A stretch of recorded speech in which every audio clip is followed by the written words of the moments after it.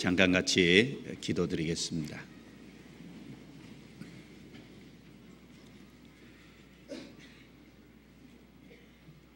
은혜로우시고 자비로우신 우리 아버지 하나님, 죄 가운데 살면서 하나님과 원수되어 있던 저희들을 예수님의 죽음과 고난을 통해서 보혈의 능력으로 깨끗게 해주시고 우리를 구원해 주신 것 진심으로 아버지께 감사를 드립니다. 또 우리에게 썩지 않고 더럽지 않고 쇠하지 아니하는 하늘에 속한 영광스러운 기업을 허락해 주시고 그 소망을 간직하고 살아갈 수 있게 도와주심도 감사합니다. 오늘 또 새로운 하루를 주시고 이 주일에 성도들이 함께 모여서 주님을 찬양하고 주님의 말씀을 배우며 거룩한 교제를 갖게 해주신 것도 감사를 드립니다. 이 시간 말씀을 통해서 하나님의 선하시고 기뻐하시고 온전하신 뜻이 무엇인지 분별할 수 있도록 주 성령께서 친히 각 사람 속에 역사해 주시고 도와주시기를 간절히 간구합니다. 그 말씀이 각 사람 심령 속에 양식이 되게 해주시고 위로와 용기와 힘이 될 수 있도록 인도해 주시며 그 말씀이 각자의 삶에 적용되어질 수 있도록 주관해 주시고 도와주시옵소서. 또 하나님 보시기에 합당치 못한 어둠과 죄가 우리의 삶에 있다면 말씀의 빛 앞에서 드러내 주시고 거룩한 보혈의 능력과 성령의 능력으로 말미암아 깨끗해 주시기를 또한 기도합니다. 더욱 변화시켜 주셔서 우리의 삶이 이 땅에서 능력 있는 삶이 될 수 있도록 인도해 주시고 그리스도의 영광과 빛을 온전히 드러내는 삶이 되게 해 주옵소서. 그로 말미암아 주 예수를 믿으라 그리하면 너와 내 집이 구원을 받으리라는 약속의 말씀이 우리 개인에게 또 우리 가정에게 이루어질 수 있도록 도와주시옵소서. 또 우리 가운데 연약한 분들 있으면 도와주시기를 또한 간구합니다. 질병 중에 고생하고 또 여러 가지 고통 가운데 계신 분들이 있습니다. 기억해 주시고 그 건강을 회복해 주시고 그 쇠약한 병상에서 주님께서 친히 위로해 주시고 힘을 주시기를 간구드립니다. 또 여러 가지 공고와 환난 속에 어려움 가운데 핍박과 고난 속에 계신 분들 일일이 함께해 주시고 능력으로 띠띠워 주시고 그 속에서 더욱 주님의 선한 뜻을 배우며 주님께 영광을 돌리는 삶이 될 수 있게 도와주옵소서. 또 낙담 가운데 좌절 가운데 있는 분들 특별히 능력의 손으로 붙잡아 주셔서 일으켜 세워주시기를 간절히 간구합니다. 이 시간 이 자리에 함께하지 못한 분들 어느 곳에 있든지 일일이 도와주시고 동일한 은혜로서 채워주시고 붙들어 주옵소서. 또 러시아, 우크라이나 선교 여행 중에 계신 목사님 일행을 위해서 기도합니다. 주님께서 함께해 주시고 이번 전도 여행을 통해서 많은 구원받는 역사가 일어나고 교회가 든든히 세워질 수 있도록 도와주시옵소서. 또 전국 여러 교회 일일이 함께해 주시고 해외 여러 교회들도 주님께서 도와주셔서 주님의 역사와 능력을 더욱 나타내 주시옵소서. 이 시간 모든 시종을 주님의 손에 의탁합니다. 우리를 구원하신 예수님 이름으로 기도드리옵니다. 아멘. 성경 교독 같이 하시겠습니다. 고린도 후서 3장을 찾도록 하겠습니다. 고린도 후서 3장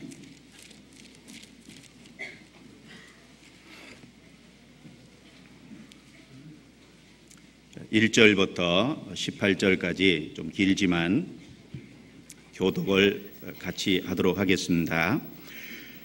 우리가 다시 자천하기를 시작하겠느냐? 우리가 어찌 어떤 사람처럼 청거설을 너희에게 붙이거나 혹 너희에게 맞거나 할 필요가 있느냐? 너희가 우리의 편지라 우리 마음에 썼고 무사람이 알고 있는 바라.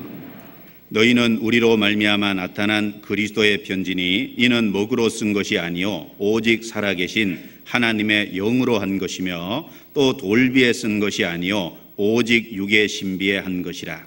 우리가 그리스도로 말미암아 하나님을 향하여 이같이 확신이 있으니 우리가 무슨 일이든지 우리에게서 난 것 같이 생각하여 스스로 만족할 것이 아니니 우리의 만족은 오직 하나님께로서 났느니라.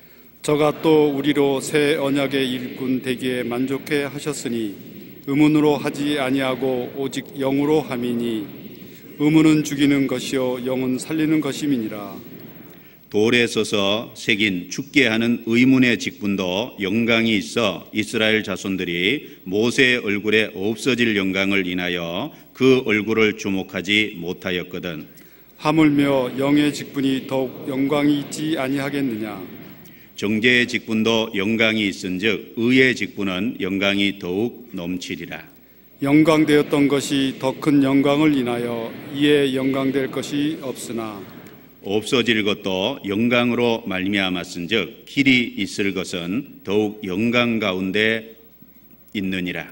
우리가 이 같은 소망이 있으므로 담대히 말하노니 우리는 모세가 이스라엘 자손들로 장차 없어질 것의 결국을 주목지 못하게 하려고 수건을 그 얼굴에 쓴 것 같이 아니하노라. 그러나 저희 마음이 완고하여 오늘까지라도 구약을 읽을 때에 그 수건이 오히려 벗어지지 아니하고 있으니 그 수건은 그리스도 안에서 없어질 것이라. 오늘까지 모세의 글을 읽을 때 수건이 오히려 그 마음을 덮었도다. 그러나 언제든지 주께로 돌아가면 그 수건이 벗어지리라. 주는 영이시니 주의 영이 계신 곳에는 자유함이 있느니라. 우리가 다 수건을 벗은 얼굴로 거울을 보는 것 같이 주의 영광을 보매 저와 같은 형상으로 화하여 영광으로 영광에 이르니 곧 주의 영으로 말미암음이니라. 찬양대 찬송해 주시겠습니다.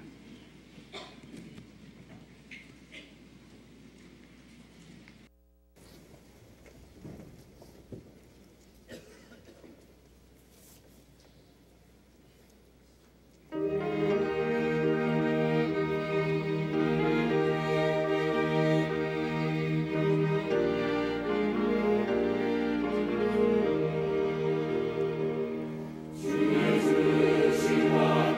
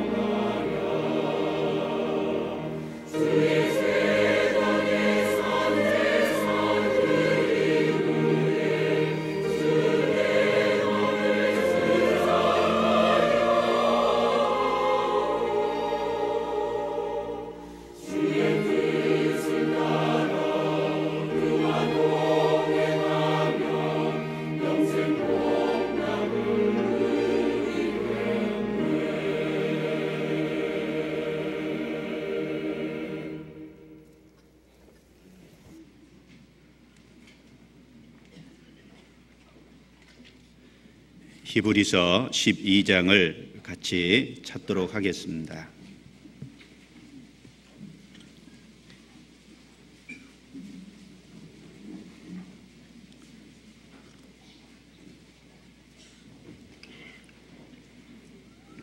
히브리서 12장 18절입니다.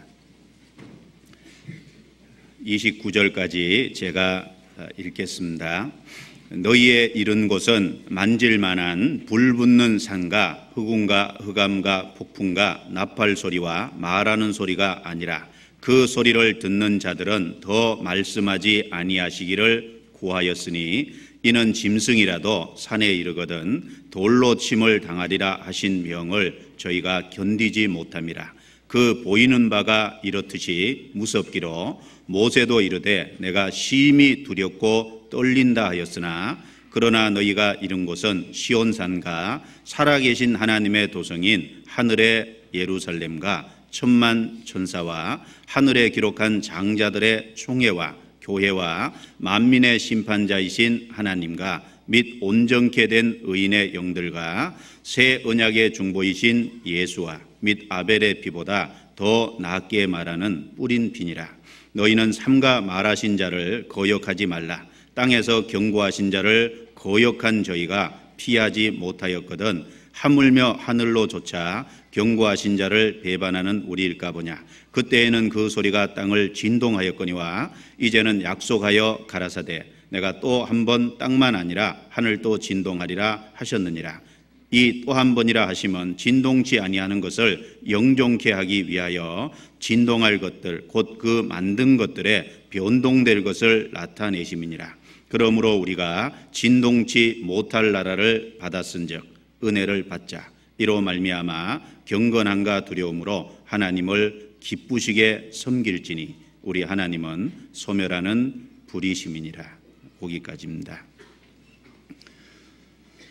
담임 목사님께서는 러시아, 우크라이나 선교 여행 중에 계십니다. 6월 3일 날 입국하시게 되어 있으니까 그때까지 기억하시고 같이 기도로서 동참해 주시기를 부탁을 드립니다. 러시아에서 집회를 하시고 우크라이나에서 2번의 집회가 계획되어 있는 것으로 알고 있습니다. 기억해 주시고 기도해 주시기 바랍니다. 오늘은 본문 내용을 통해서 옛 언약과 비교한 새 언약의 탁월함이라는 주제로 말씀을 드려보도록 하겠습니다. 히브리서는 아주 중요한 성경임에 틀림이 없습니다. 형제 자매님들 중에 구원을 받는 분들이 많은 분들이 히브리서 내용으로 실제로 구원을 받는 분들이 많이 계십니다. 그래서 히브리서 9장 12절에 영원한 속죄라는 분명한 주님이 이루신 사실이 있고 그 내용이 로 말미암아 구원을 받는 분들이 많이 있다는 걸 알고 있습니다. 히브리서는 제5복음서다 이렇게 말하는 분들이 있습니다. 예수님에 대한 구체적인 사역의 내용을 더 확실하게 말해주고 있기 때문에 그렇습니다. 또 레위기와 민수기의 주석서이다라는 말도 합니다. 레위기와 민수기에 있는 복잡한 제사의 규례에 대한 명확한 해석이 되어 있는, 적용이 되어 있는 것이기 때문에 그렇습니다. 그리고 히브리서는 예수님의 지상에서의 사역뿐 아니라 천상에서의 사역을 말하는 성경이다. 예수님의 죽으시고 부활하신 이후에 천상에서의 중보 기도를 하시는 그 천상에서의 사역도 자세히 설명되어 있기 때문에 그렇게 표현합니다. 그리고 히브리서는 성경의 축소판이다라는 말도 합니다. 그만큼 히브리서 내용은 예수님이 우월하시고 예수님이 탁월하신 분이라는 걸 예수님에 대한 것에 초점을 맞춰서 자세히 변증하고 있는 내용이다라고 말씀드릴 수 있습니다. 히브리서 1장 1절부터 2절까지 내용에 보면 구약의 모든 선지자보다 탁월하신 예수님이라는 구약의 선지자보다 우월하신 예수님을 이야기하고 있습니다. 옛적에 선지자들로 말미암아 여러 부분과 여러 모양으로 말씀하신 하나님이 이 모든 날 마지막에 아들로 우리에게 말씀하셨으니, 마지막에 아들로 우리에게 말씀하셨다. 예수님이 모든 것의 최종 계시다라는 이야기입니다. 바로 선지자보다 우월하신 그리스도, 그리고 1장과 2장의 내용은 천사보다 우월하신 그리스도에 대해서 말하고 있습니다. 천사는 부리는 종이고 부리는 영이지만 예수님은 아들이라고 얘기했습니다. 천사보다 우월하신 그리스도에 대해서 말하고 있습니다. 3장은 모세보다 우월하신 그리스도, 바로 모세는 종으로 충성했지만 예수님은 아들로서 충성했다. 모세보다 우월하신 그리스도에 대한 소개가 있습니다. 4장은 여호수아보다 우월하신 그리스도, 여호수아는 가나안 땅에 이 세상의 이스라엘 백성에게 안식을 줬지만 예수님은 우리에게 영원한 안식을, 영혼의 안식을 주시는 분이라는 의미에서 여호수아보다 더 우월하신 그리스도. 그리고 5장부터 7장까지는 구약의 제사장들이 나오는데 구약의 아론의 후손으로 말미암은 제사장들보다 더 우월하신 제사장이 되신 그리스도에 대한 소개가 있습니다. 그리고 8장부터 9장까지는 구약의 제사법과 구약의 제물에 비해서 더 우월하신 그리스도, 구약의 모든 제사법은 예수님에 대한 모형이었고 구약에 드려졌던 짐승, 양이나 염소나 소, 그런 제물은 예수님에 대한 하나의 그림자였습니다. 예수님은 자기 몸을 들여서 십자가에 피 흘려서 우리의 제물이 되어줬습니다. 그래서 구약의 제사법과 제물보다 우월하신 그리스도에 대한 소개가 8장부터 10장까지 나와 있습니다. 그리고 11장은 그 그리스도를 쫓아 믿음을 따라 살았던 믿음의 선진들을 소개하고 12장부터 13장까지는 우리의 삶을 권면하는 내용입니다. 그리고 오늘 읽은 본문은 구약의 율법은 모세를 통해서 시내산에서 주어졌습니다. 그 시내산에서 주어진 그 옛 언약인 율법에 비교해서 예수님을 통해서 주어진 새 언약의 탁월함, 그래서 옛 언약과 비교한 새 언약의 탁월함에 대한 소개를 18절부터 29절 내용 속에 하고 있습니다. 그래서 18절부터 21절까지는 시내산에서 율법이 주어질 때의 특징적인 모습들을 간추려서 말합니다. 그리고 22절부터 24절까지는 복음으로 말미암아 은혜 가운데 참여한 사람들이 얼마나 큰 축복 가운데 있는지를 대조해서 설명하고 있습니다. 그리고 25절부터 27절까지는 바로 그 은혜 가운데 큰 축복 가운데 있기 때문에 배반하면 안 된다고 하는 배반에 대한 경고와 거역하지 말 것에 대한 권면의 말씀이 있습니다. 그리고 마지막으로 28절부터 29절까지는 그 은혜와 축복에 참여한 사람이라면 마땅히 어떻게 살아야 될지 삶에 대한 권고를 하고 있습니다. 그래서 이 18절부터 29절 내용 자체가 중요한 내용이고, 그리고 히브리서 기자가 이 글을 기록할 때, 성령의 감동으로 기록할 때 틀림없이 마음속에 큰 감동을 받았으리라 라고 개인적으로 생각을 해봤습니다. 큰 감동 가운데서 이 부분을 기록했을 거라고 생각합니다.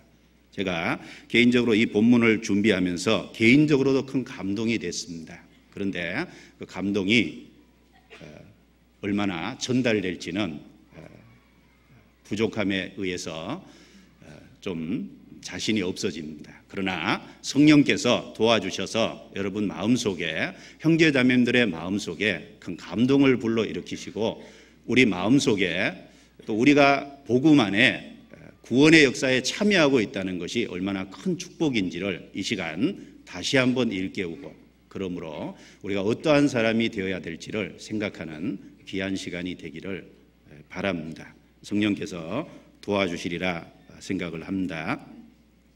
22절에 먼저 말씀을 보겠습니다. 그러나 너희가 이른 곳은 시온산과 살아계신 하나님의 도성인 하늘의 예루살렘과, 우리가 이른 곳, 구원받은 사람이 이른 곳이라는 건 완료 시제입니다. 이미 거기에 도착해 있고, 이미 거기에 도달해 있고, 이미 거기에 참여되어 있다는 얘기를 하는 겁니다. 우리가 아직 천국에 있지는 않습니다. 그런데 너희가 이른 곳은 이미 우리가 거기 도착해 있다는 모습으로 표현되어 있습니다. 그것은 우리가 천국에 가 있진 않지만 이미 천국에 대한 약속을 받았기 때문에 그렇습니다. 우리가 그 천국을 향해서 나아가는 순례의 여정에 참여되어 있고 그 약속을 받았기 때문에, 그리고 최종적인 결과로서 그것이 주어질 것이기 때문에 이미 완료 시제로서 과정 속에 있지만 이미 도달해 있다라는 그런 표현의 말씀을 우리에게 하고 있습니다. 18절에도 같은 구절이 있습니다. 너희의 이른 곳은 그랬고, 시내산에서 율법을 수여할 때 6가지 특징적인 얘기를 하면서 아니라 이런 표현이 나옵니다. 제가 다시 읽어봅니다. 18절에 너희의 이른 곳은 만질만한 불붙는 산과 흑음과 흑암과 폭풍과 나팔 소리와 말하는 소리가 아니라 그랬죠. 우리가 이른 곳은 여기서 말하는 이런 곳이 아닙니다. 우리가 이른 곳은, 우리가 참여되어 있는 곳은 시내산이 아닙니다. 우리가 참여되어 있는 곳은 율법이 아닙니다. 우리가 참여되어 있는 곳은 무섭고 두려운 곳이 아닙니다. 우리가 참여되어 있는 곳은 복음에 참여되어 있습니다. 대조적으로 22절에 너희가 이룬 것은, 앞에는 아니라라고 부정되어 있고 우리가 도착하고 우리가 참여되어 있는 곳이 어딘지 여기서 말하고 있습니다. 우리가 참여되어 있는 곳은 시온산입니다. 시내산이 아니고 시온산이죠. 하나님의 도성인, 살아계신 하나님의 도성인 하늘의 예루살렘입니다. 우리가 참여되어 있는 곳은 시내산이 아니라 하늘의 예루살렘, 천국입니다. 그리고 우리가 참여되어 있는 곳이 천만 천사가 있는 곳입니다. 구원받은 사람은 천만 천사가 섬기는 존재가 되어 있다는 겁니다. 우리가 어디에 참여되어 있습니까? 천사조차도 구원받은 성도를 섬깁니다. 구원받은 성도는 천사에게도 섬김을 받는 존재에 참여되어 있다는 겁니다. 천만 천사와, 그리고 하늘에 기록한 장자들의 총회와 교회, 총회는 잔치라는 얘기고 교회는 구별된 무리라는 얘기입니다. 우리가 참여되어 있는 것은 하늘에 기록한 장자들의 총회인 교회입니다. 구별된 무리 가운데 있고 우리는 그 잔치 가운데 참여되어 있다는 겁니다. 그리고 우리가 참여되어 있는 것은 만민의 심판자이신 하나님과, 우리가 어디에 연결되어 있습니까?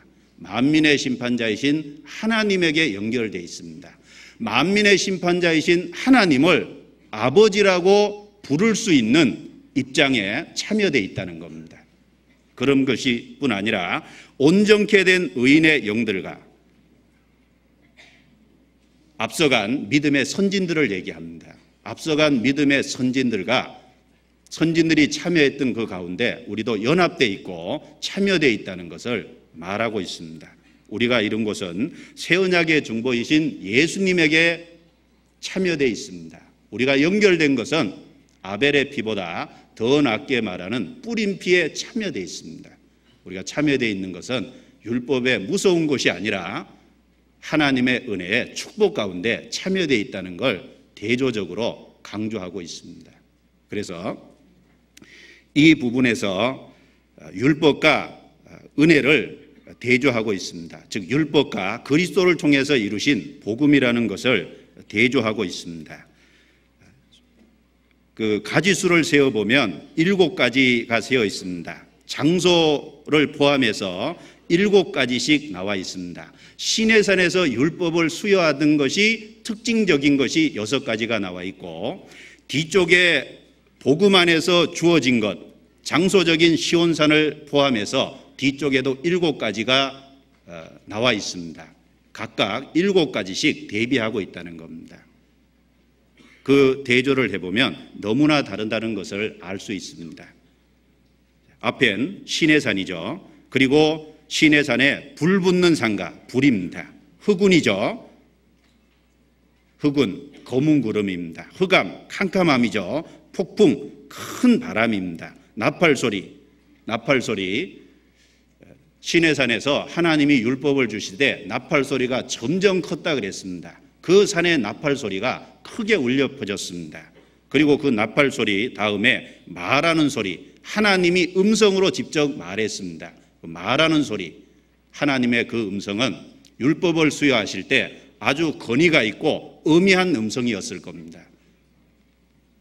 그 모습과 뒤에 나와 있는 시온산, 장소를 중심해서 소개되어 있는 6가지는 너무나 큰 대조를 이루고 있다라는 것을 우리가 생각해 볼 수 있겠습니다. 자, 모든 훌륭한 것은 그 반대되는 것에 의해서 가치가 더욱 드러나죠. 어두움이 있기 때문에 빛의 가치가, 빛이라는 가치가 더욱 두드러집니다.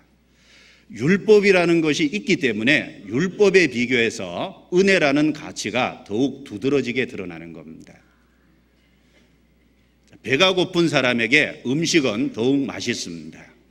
율법으로 인해서 율법의 정죄와 심판이, 그 형벌이 무엇이라는 걸 깨달은 사람의 마음속에 은혜라는 것이 얼마나 귀하고 복음이라는 것이 얼마나 소중하다는 것에 가치가 더욱 드러나도록 되어 있는 겁니다. 모든 것은 그 반대되는 것에 의해서 가치가 드러납니다. 율법을 수여하실 때 모습이 너무나 두려운 모습이었습니다. 19절을 중반부부터 제가 다시 읽어보겠습니다. 그 소리를 듣는 자들은 더 말씀하지 아니하시기를 구하였으니, 시내산에서 하나님이 율법을 주실 때 거기에는 산이 불이 붙었습니다. 흑운이 있었고 캄캄한 흑암이 있었고, 그리고 거기에는 폭풍이 있었고 나팔 소리가 있고 우렁찬 하나님의 음성이 있습니다. 그 소리를 듣는 자들은 더 이상 말씀하지 않기를 구했습니다. 그래서 출애굽기 20장에 보면 이스라엘 백성들이 우리에게 직접 말하지 말게 하소서, 그래서 모세를 중간에 세워서 모세를 통해서 우리에게 말하게 해달라고 했습니다. 우리가 하나님의 말씀을 듣다가 죽을 일이 무엇이니까, 하나님의 두려운 음성을 들을 때 자기들이 죽을 것 같은 두려움을 느낀 겁니다. 그리고 시내산은 지경이 경계가 쳐져 있어서 아무도 그곳을 범접하지 말라고 했습니다. 짐승이나 사람이나 그 지경을 범하면 하나님이 정령 죽으리라고 했습니다. 그 지경을 범하면 돌에 맞아 죽든지 하살에 쎄어서 죽든지 정령 죽으리라 분명히 말했습니다. 그리고 그 모세조차도 이야기하기를 21절에 그 보이는 바가 이렇듯이 무섭기로 모세도 이르되 내가 심히 두렵고 떨린다 하였으나, 모세조차도 두렵고 떨린다고 했습니다. 여러분, 모세가 누굽니까? 하나님은 선지자들에게 환상과 계시를 주었습니다. 그런데 모세에게만큼은 대면에서 하나님이 말씀하셨다고 한 사람이 바로 모세입니다. 모세는 친구처럼 대했다고 얘기를 들은 사람이 곧 모세입니다. 출애굽기 33장에 보면 모세가 하나님을 간절히 보기를 원했습니다. 그런데 하나님께서 대답 중에 얼굴은 보지 못할 거다, 그러나 나의 등은 볼 수 있을 거다. 모세는 얼굴은 못 봤지만 하나님의 지나가시면서 모세 눈을 가림으로 등은 일부를 봤다라고 출애굽기 33장에 되어 있습니다. 모세는 하나님의 영광의 일부를 본 놀라운 사람입니다. 그런데 그 모세조차도 율법을 받을 때 무섭다고 했습니다. 내가 심히 두렵고 떨린다라고 이야기했습니다. 그런데 예수 그리스도를 통해서 오신 은혜는 어떻습니까? 율법은 모세로 말미암아 주신 것이요 은혜와 진리는 예수 그리스도로 말미암아 온 것이라. 그 율법을 수여할 때는 심히 두렵고 떨렸습니다. 그런데 예수 그리스도가 이 땅에 오셔서 예수 그리스도가 산에 올라가 앉으시니까 마태복음 5장에 보면 제자들이 가까이 나아온지라. 바로 율법과 은혜를 대비해서 말하고 있습니다. 율법 앞에서는 아무도 범접하지 못했습니다. 율법은 두려움의 상징이었습니다. 그 율법을 통해서 하나님의 건의와 공의를 세우셨습니다. 그런데 은혜 대신 예수님이 왔을 때 사람들은 가까이 나아갔습니다. 그 앞에서 말씀을 들었습니다. 그분으로 말미암아 이젠 두려움이 아니라 사랑이 무엇이라는 걸 깨닫습니다. 그리고 형벌이 아니라 바로 천국의 영원한 축복과 소망이라는 것도 무엇이라는 것도 알게 됩니다. 율법과 은혜가 대조되어 있습니다. 율법과 복음이 여기 대조되어 있는 겁니다. 이 성경 전체에 율법과 복음, 즉 은혜가 대조되어 있는 곳이 많이 있는데 좀 몇 가지 비교해 보도록 하겠습니다. 먼저 히브리서 8장을 넘기겠습니다. 히브리서 8장.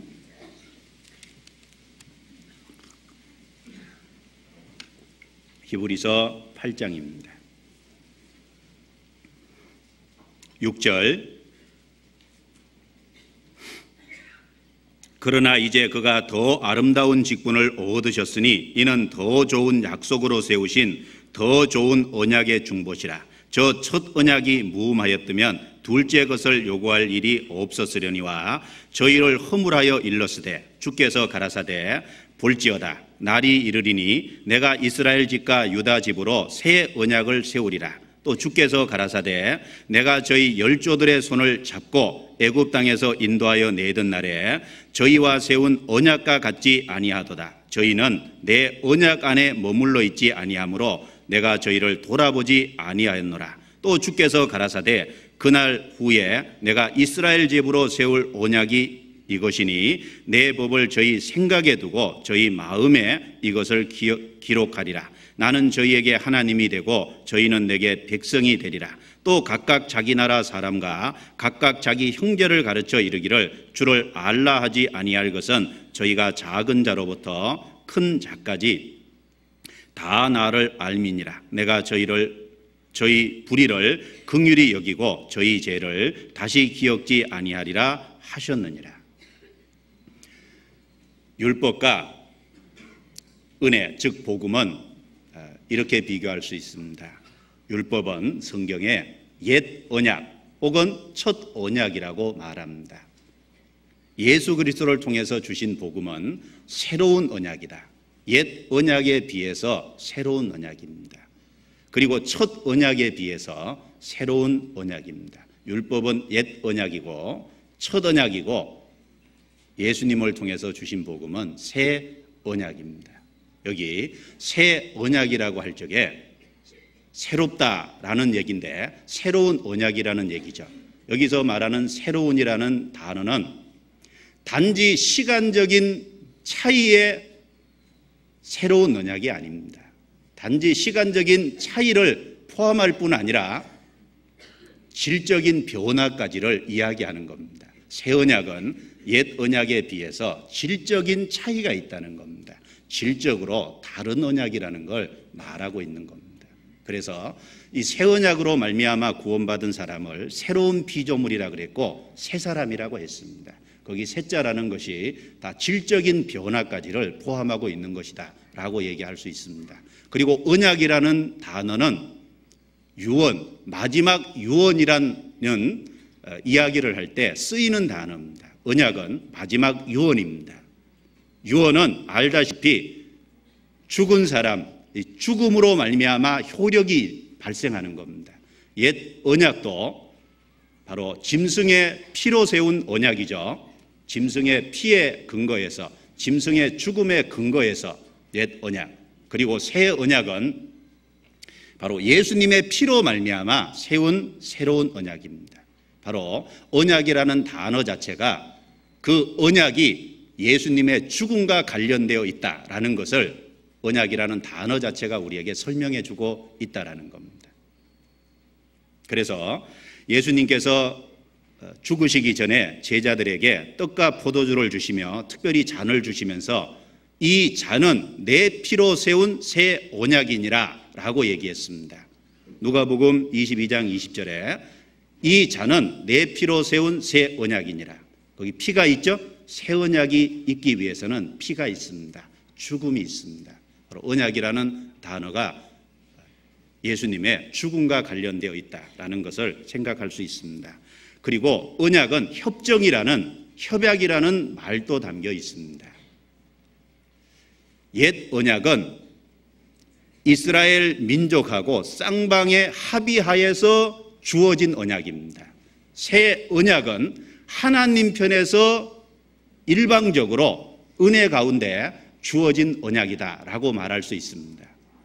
출애굽기 19장에 보면 하나님께서 너희가 내 말을 지키면 내 백성이 되고 그리고 제사장 나라가 될 것이다 라고 이야기를 했습니다.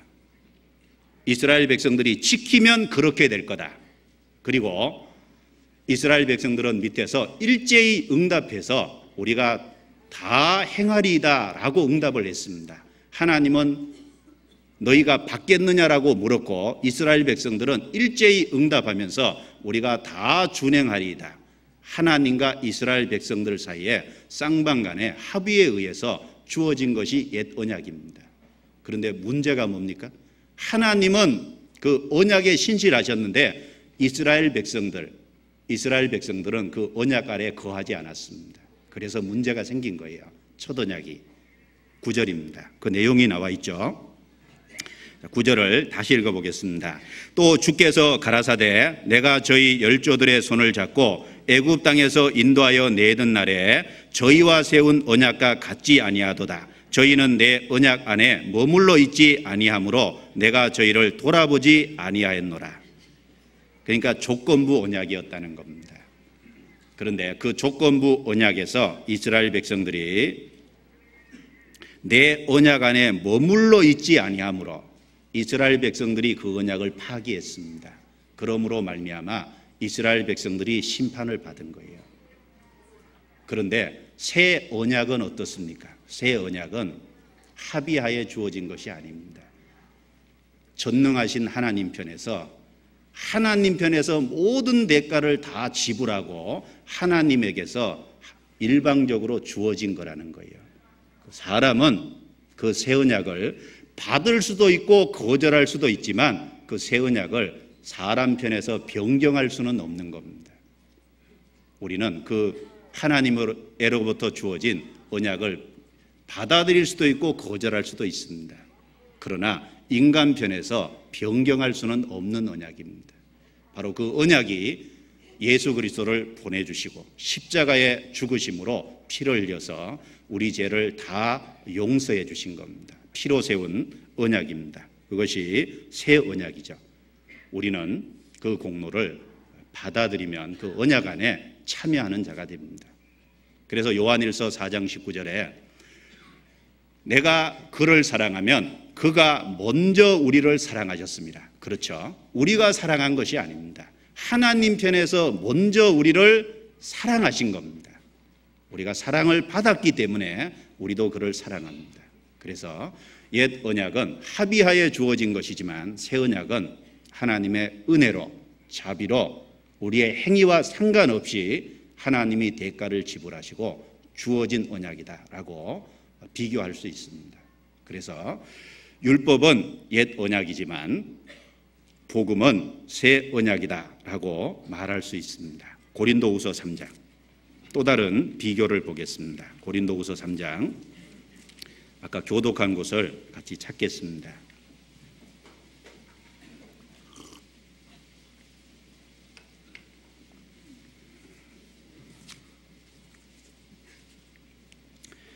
고린도후서 3장 3절입니다. 여기 율법과 복음의 차이를 설명하고 있습니다. 3절 같이 읽죠. 너희는 우리로 말미암아 나타난 그리스도의 편지니 이는 먹으로 쓴 것이 아니요 오직 살아계신 하나님의 영으로 한 것이며 또 돌비에 쓴 것이 아니요 오직 육의 신비에 한 것이라. 여러분, 율법은 글로 돌비에 새겨진 겁니다. 돌비에 새겨졌죠? 두 돌판에 새겨준 겁니다. 그런데 은혜는, 복음은 깨달은 사람의 마음속에 하나님의 영으로 기록한 겁니다. 차이가 있지 않습니까? 복음은 돌판에 새겨진 거예요. 글로 돌판에 새겨진 거라 그랬습니다. 의문이라는 말이 바로 글이라는 얘기입니다. 글로 돌판에 새겨진 것인데 복음은 깨닫는 사람의 마음속에 영으로 한 겁니다. 그래서 영으로 육의 신비에 기록한 것이니라. 육의, 우리 육신이죠. 신비, 마음의 비석에 기록했다는 겁니다. 우리 마음의 성령으로 말미암아 은혜는 기록되어져 있습니다. 그러니까 이루어지지 않는 겁니다. 돌판에 새겨진 게 아니라 성령으로 육의 신비에 기록했기 때문에 성령이 들어오셨습니다. 들어오신 성령은 나가지 않습니다. 그러니까 이루어지지 않는다라고 우리가 확신할 수 있습니다. 그리고 세 번째, 율법은 죽이는 것이지만 복음은 살리는 거라고 되어 있습니다. 6절입니다. 저가 또 우리로 새 언약의 일꾼 되기에 만족해 하셨으니 의문으로 하지 아니하고 오직 영으로 함이니. 같이 읽습니다. 의문은 죽이는 것이요 영은 살리는 것임이니라. 율법은 죽이는 거라 그랬습니다. 영은 살리는 것이라. 복음과 은혜는 사람의 영혼을 살리는 겁니다. 자, 율법이 문제가 있는 건 아닙니다. 율법은 선한 겁니다. 그러나 율법은 사람의 죄를 드러내죠. 그리고 그 율법은 죄를 드러내므로 사람에게 심판을 선언하고 정죄를 선언하는 것이 율법의 역할입니다. 그런 의미에서 율법은 죽이는 겁니다. 그래서 로마서 7장 9절에 보면 바울 사도께서 전에 법을 깨닫지 못할 때는 내가 살았더니 계명이 이름에 죄는 살아나고 나는 죽었도다. 계명이 이름에 죄는 살아나고 죄는 드러났다는 말이죠. 나는 죽었도다. 계명을 통해서 죄가 드러나고 그리고 심판과 정죄가 선언되는 겁니다. 그런 의미에서 율법은 죽이는 겁니다. 물론 죄 때문에 죽는 겁니다. 그러나 율법에 하는 역할은 죽이는 것까지 밖에 못하는 거예요. 그래서 의문은 죽이는 것이요 영은 살리는 것임이니라.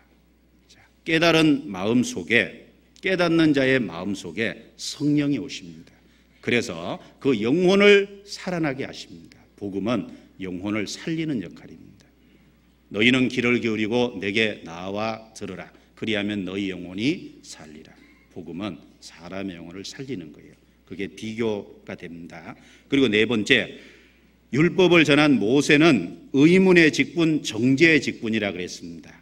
복음을 전하는 사람은 영의 직분, 의의 직분입니다. 7절부터 9절까지 같이 읽어보죠.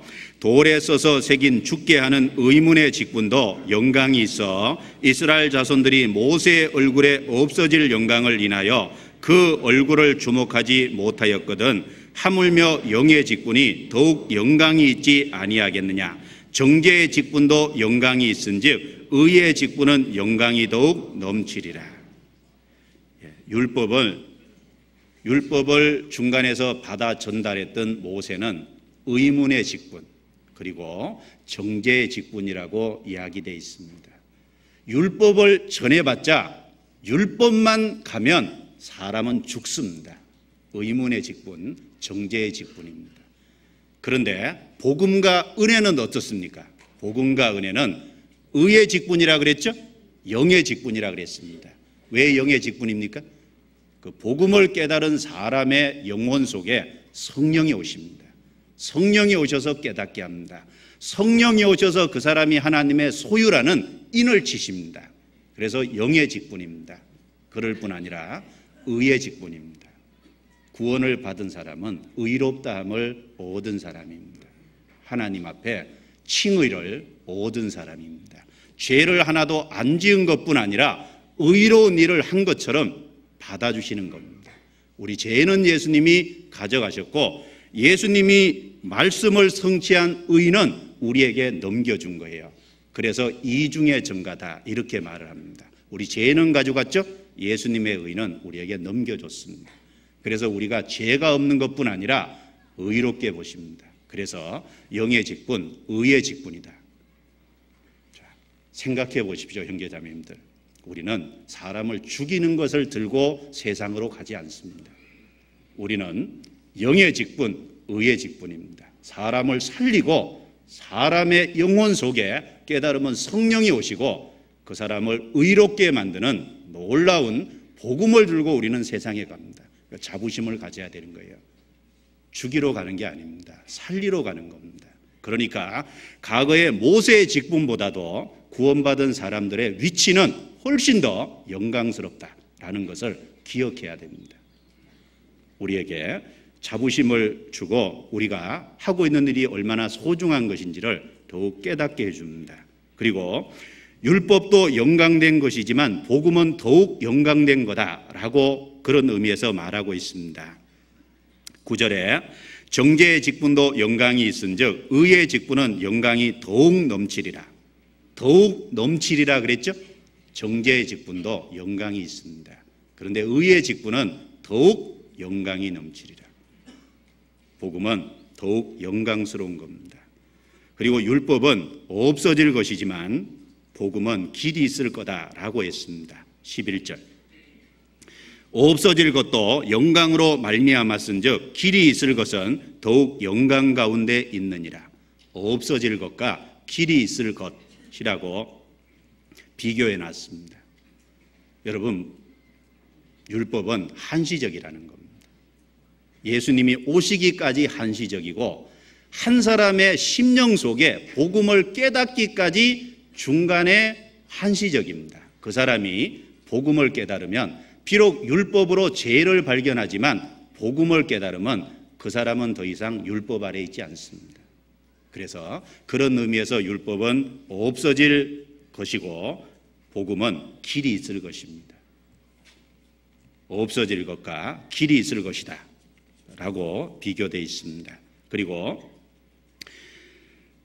율법은 하나님의 거룩하심이라는 영광의 일부를 보게 하지만 복음은 하나님의 사랑이라는 더 큰 영광을 보게 합니다. 율법도 영광된 거라 그랬죠? 율법은 무엇을 보여줍니까? 율법은 특별히 하나님을 비춘데 하나님의 거룩하심이라는 하나님의 공의적인 속성을 우리에게 비춰주는 것이 율법입니다. 하나님의 거룩하심을 비춰주죠.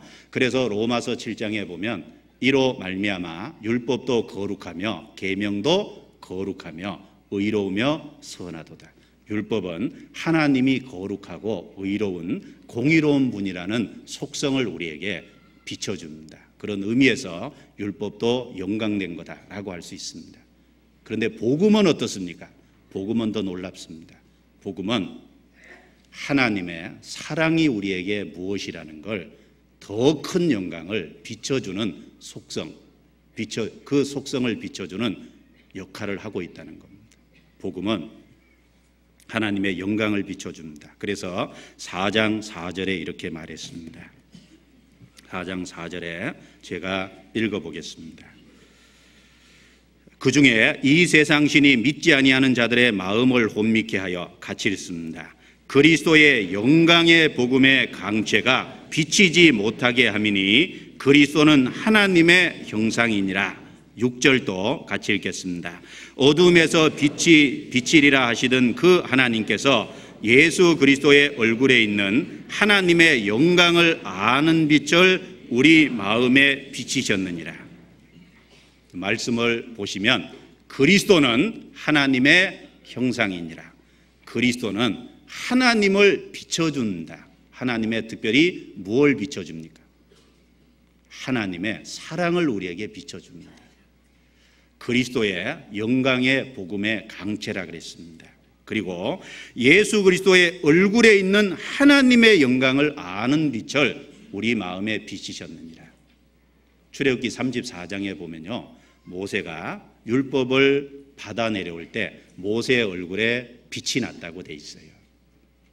그런데 그 빛이 남으로 인해서 이스라엘 백성은 모세의 얼굴을 쳐다보기를 두려워했다고 돼 있습니다. 그래서 그 빛이 잠깐 있다 또 없어질 거죠. 그 없어질 영광을 주목하지 못하게 하기 위해서 모세가 자기 얼굴을 수건으로 가렸다고 돼 있습니다. 그 모세의 얼굴에 나타난 영광은 율법을 통해서 하나님의 거룩함과 그리고 하나님의 공의가 무엇이라는 걸 비춰주는 영광이었습니다. 그런데 예수 그리스도의 얼굴에 나타난 영광은 무엇입니까? 하나님의 사랑을 우리에게 전해주고 사랑이라는 더 큰 영광을 우리에게 비춰주는 빛입니다. 그래서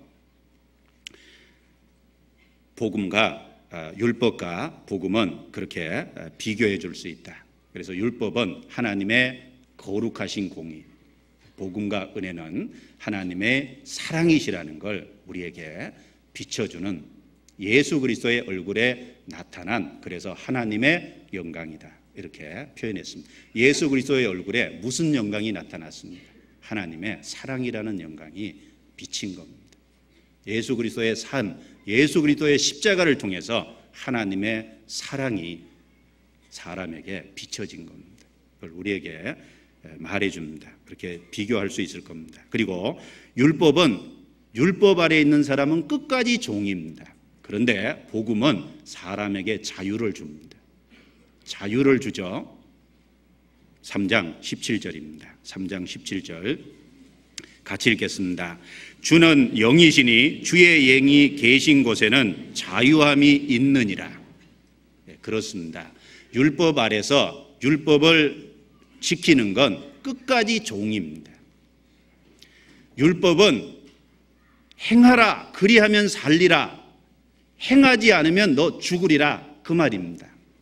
그러니까 죽인다고 하니까 할 수 없이 율법 아래서 복종하는 겁니다. 끝까지 종입니다. 두려워서 지키는 거예요. 율법은 자유를 못 줍니다.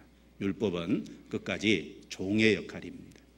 그런데 복음은 자유를 줍니다. 진리를 너희가 알지니 진리가 너희를 자유케 하리라. 아들이 너희를 자유케 하면 너희가 참으로 자유하리라. 복음을 통해서 우리에게 죄의 속박에서 벗겨주고 종의 멍에에서 벗겨주고 심판과 지옥과 형벌의 명예에서 우리를 자유케 합니다. 복음은 자유케 합니다. 율법은 끝까지 종이지만 복음은 자유를 줍니다. 그리고 율법은 사람을 변화시키지 못합니다. 그러나 복음은 사람을 변화시키는 능력이 있습니다. 18절입니다. 같이 읽겠습니다. 우리가 다 수건을 벗은 얼굴로 거울을 보는 것 같이 주의 영광을 보매 저와 같은 형상으로 하여 영광으로 영광에 이르니 곧 주의 영으로 말미암으니라.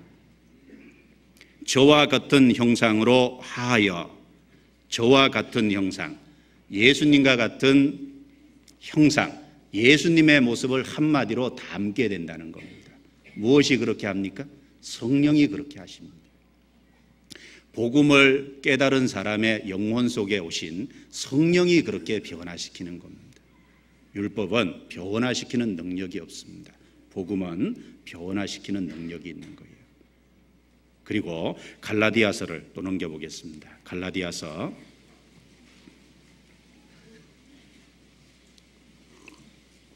3장입니다. 3장 23절부터 25절까지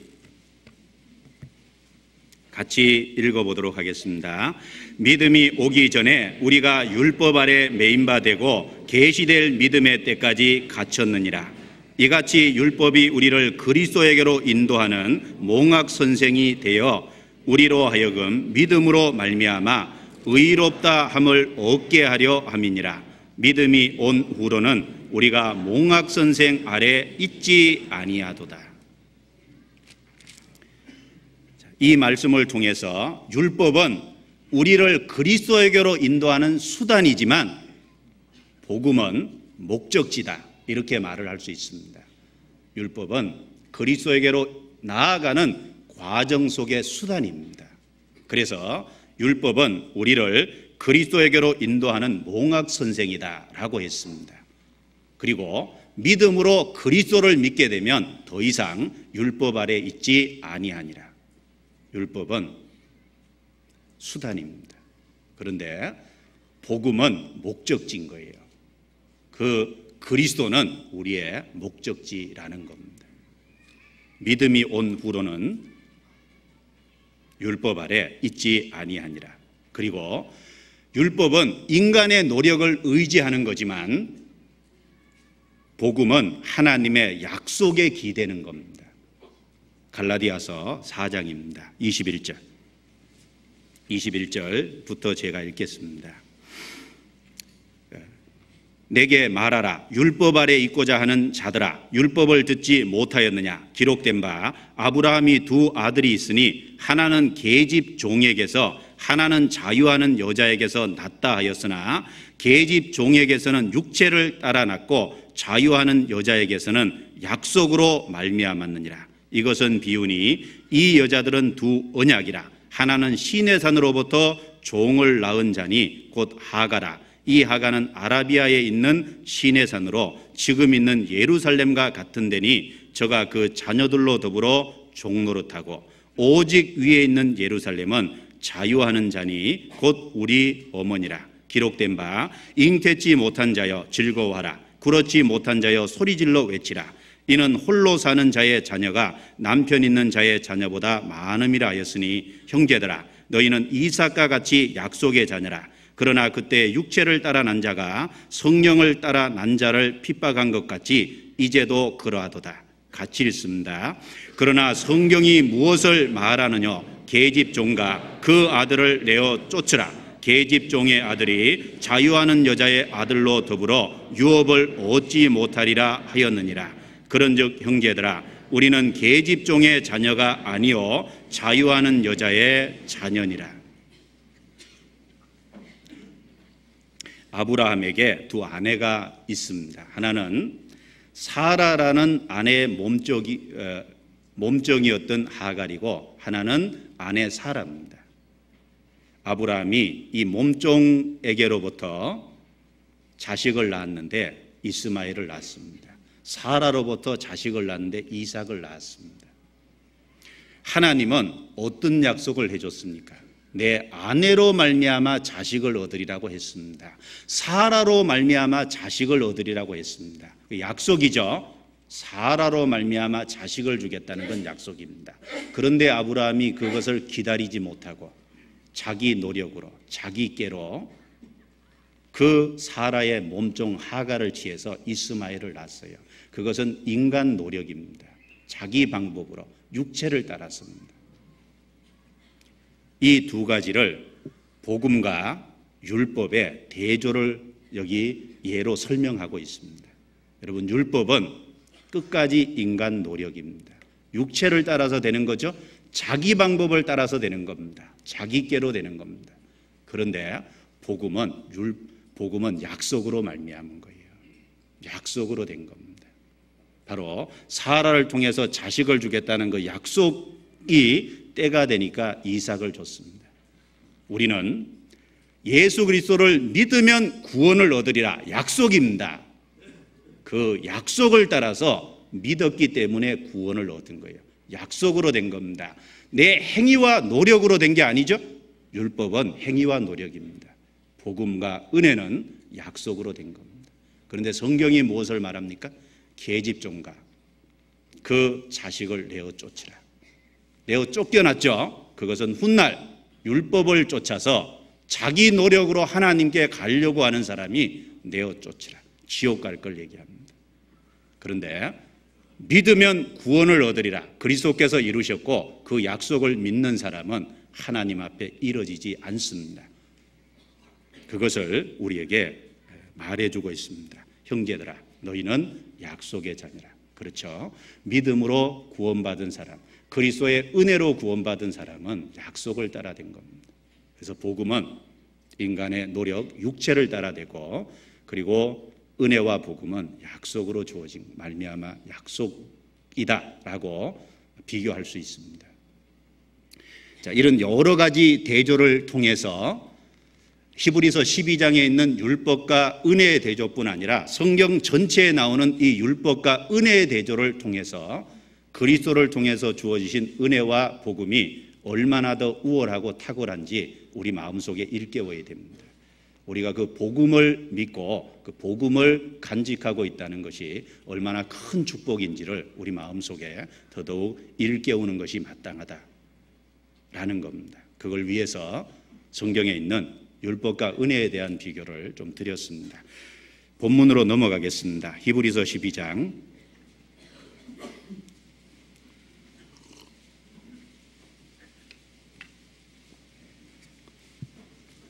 히브리서 12장에 나와 있는 은혜와 복음에 관련된 축복, 우리가 참여되어 있는 곳이 어떤 곳인지 더 말씀드려 보겠습니다. 22절부터 24절까지입니다.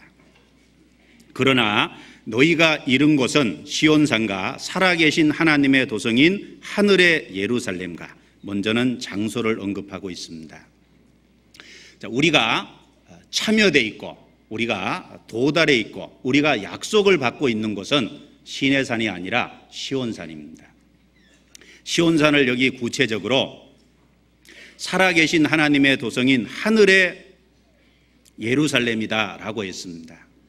이스라엘 땅에 가면 지형적으로 예루살렘이 있고 예루살렘 남동쪽으로 언덕이 있는데 그 언덕을 시온산이라고 불립니다. 그 예루살렘을 둘리고 있는 것이 시온산이라는 얘기입니다.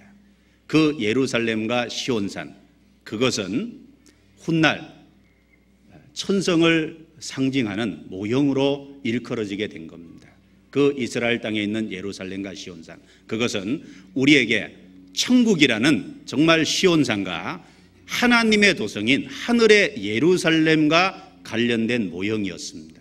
그래서 이 천성을 얘기할 때 항상 시온산과 예루살렘이 같이 언급되어 나오는 것을 우리가 볼 수 있습니다.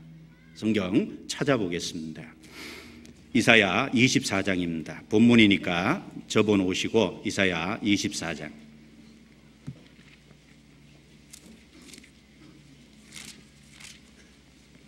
이사야 24장입니다.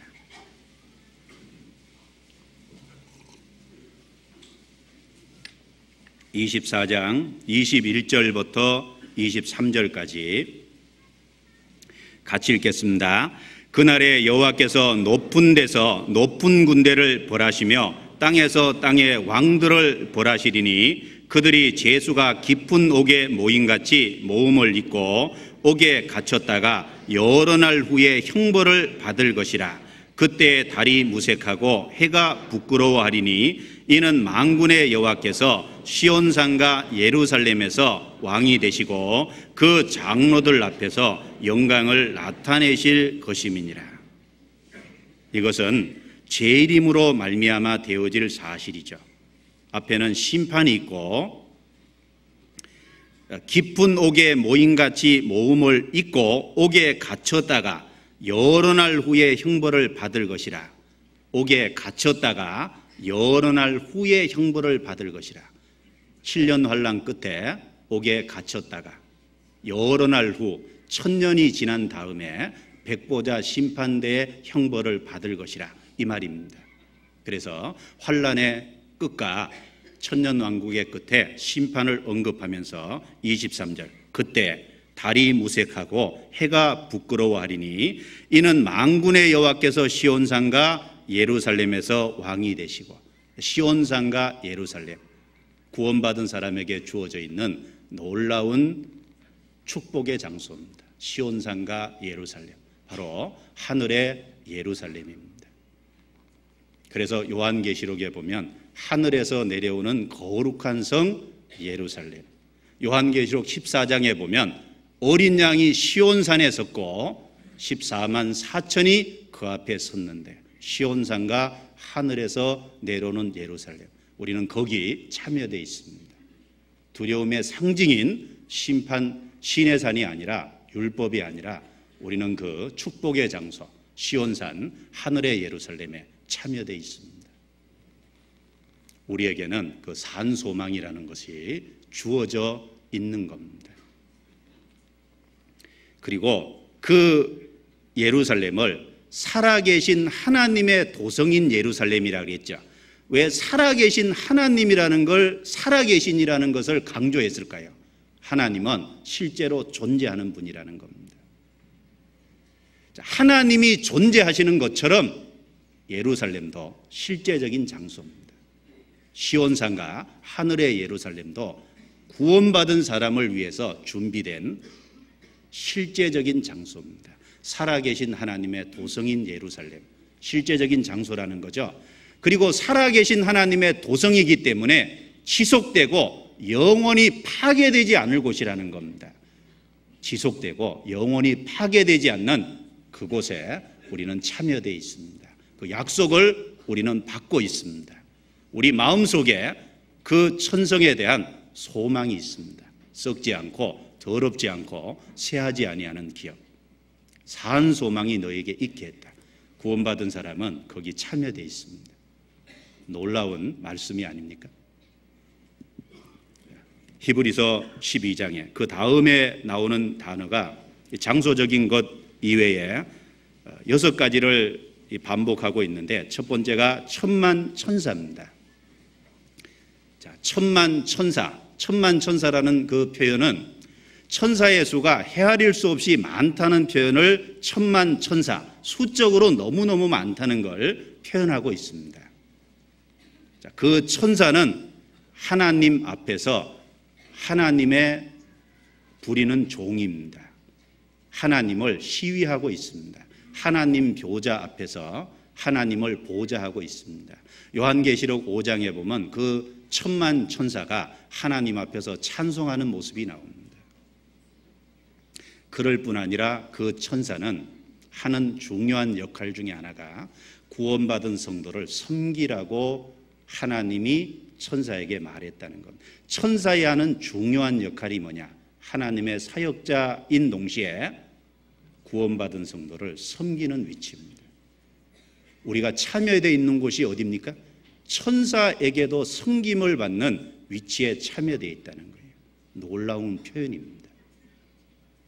히브리서 1장입니다. 넘겨보죠. 히브리서 1장.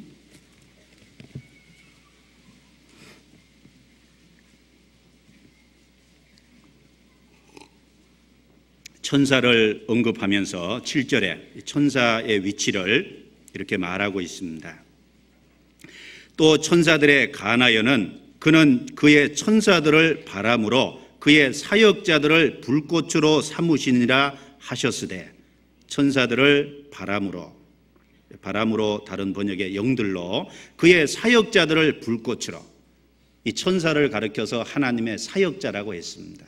그래서 다니엘서 7장에 보면 천사는 천천이고 만만인데 그 천사가 하나님 앞에 시위하고 있다, 보좌를 두르고 있다라고 표현하고 있습니다. 그런데 그 천사의 중요한 역할이 14절 넘겨보겠습니다. 14절, 천사가 하는 중요한 역할, 빼놓을 수 없는 게 있죠. 14절입니다. 같이 읽겠습니다. 모든 천사들은 부리는 영으로서 구원 얻을 후사들을 위하여 섬기라고 보내심이 아니뇨. 그렇습니다. 여기 모든 천사들은 그 표현 속에 천만 천사가 다 포함되어 있습니다. 모든 천사들은 하나님의 부리는 영입니다. 그리고 하는 일 중에 하나가 구원 얻을 후사들을 위하여 섬기라고 보내심이 아니뇨. 그 천사의 하는 역할은 구원받은 사람을 섬기는 겁니다. 우리는 그 천사에게조차 섬김을 받는 위치에 참여되어 있다는 겁니다. 우리가 지금 몰라서 그렇지 우리 주변에 천사가 있습니다. 이 자리에도 천사가 와 있을 겁니다. 보이십니까? 눈에는 보이지 않지만 신앙의 눈으로 보이는 것이 틀림없습니다. 성경에 엘리사 시대 때 아람 군대가 쳐들어왔습니다. 게하시가 아침에 일어나 보니까 깜짝 놀랐습니다. 자기가 섬기고 있는 그 엘리사, 그 자기 집 주위로 아람 군대가 꽉 포위하고 있는 겁니다. 게하시가 엘리사에게 쫓아 들어가서 내 주인이여 어찌하나이까 어찌하나이까, 아람 군대가 가득 포위하고 있다는 겁니다. 엘리사가 담대하게 얘기하기를 우리와 계신 자가 저들보다 많다라고 얘기했습니다. 그리고 게하시의 눈을 열어서 불말과 불병거가 엘리사의 집을 둘리고 있는 것을 보여줬습니다. 그 불말과 불병거, 다른 표현으로 천사의 모습을 그렇게 이야기한 겁니다. 천사가 둘리고 있었습니다. 히스기야 왕 때 아수르 군대 18만 5천 명이 쳐들어왔습니다. 하나님이 천사를 보내서 18만 5천 명을 그날 밤에 다 죽였습니다. 히스기야가 하나님께 기도했고 하나님은 그 기도를 들으셨고 천사를 보내서 그 대적을 쫓아주신 겁니다. 엘리야가 갈멜산에서 바알과 아세라 선지자 850명과 대결했습니다. 이겼습니다. 그런데 엘리야는 자기가 영접을 받을 줄 알았는데 이세벨이 엘리야를 죽이겠다고 했습니다. 엘리야가 피해서 부엘사바 강야까지 도망갔습니다. 그 북쪽 사마리아 지역에서 부엘사바 강야까지 밤새도록 달렸으니까 얼마나 지쳤겠습니까? 그때 자동차 타고 간 게 아닙니다. 긴 거리를 달려간 거예요. 지쳐서 하나님 앞에 꼬꾸라져서 나는 이제 내 할 일 다 했다고 날 죽여달라고 기도했습니다. 그리고 쓰러졌죠. 하나님이 천사를 보내서 엘리야를 깨웠습니다. 일어나라. 그리고 먹을 것을 줬죠. 천사를 통해서 먹을 것을 공급해 줬습니다. 천사를 통해서 하나님이 엘리야에게 힘을 북돋아 준 겁니다. 마태복음 18장에 보면 18장 10절에 저희 천사들이 하나님 앞에서 항상 하나님을 배웁느니라. 구원받은 사람에게 천사가 있다는 거예요. 저희 천사들이. 그래서 누가복음 16장에 구원받은 사람이 죽으면 나사로를 천사들이 받들어서 아브라함의 품에 들어갔다 그랬습니다. 천사들이 있습니다. 우리는 그 천사에게조차 섬김을 받은 존재가 됐다라는 겁니다. 그래서 시편 34편 7절에 보면 여호와의 사자가 주를 경외하는 자를 둘러 진치고 저희를 건지시는도다. 바로 여호와의 사자 천사가 주를 경외하는 자를 둘러 진을 치고 저희를 건지시는도다. 환난에서 건져주신다는 겁니다.